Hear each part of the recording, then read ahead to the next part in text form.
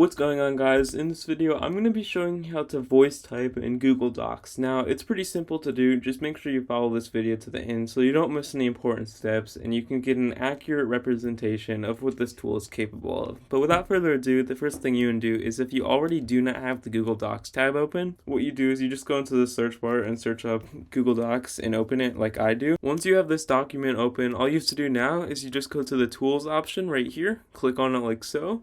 And then from here, you just want to scroll down and go on voice typing. You can either do this shortcut, which is Command-Shift-S, but once you click on that, as you can see, once we click on this little microphone thing over here, click on it, we can always allow this for the website, so we can always voice type. In this case, I am voice typing right now. I can write my essay like this, and then I can even do a pause like this, and as you can see, this is an accurate representation of voice typing, and it will actually underline these words in little gray bubbles right here if it's not sure about what you're saying. In this case, we can just right click on it and you can see it actually comes up with a few options of what it thinks we says. In this case, I said essay or like, but if you said any of those other options, you can also put that in there. Share this video with a friend who's a slow typer and needs voice typing.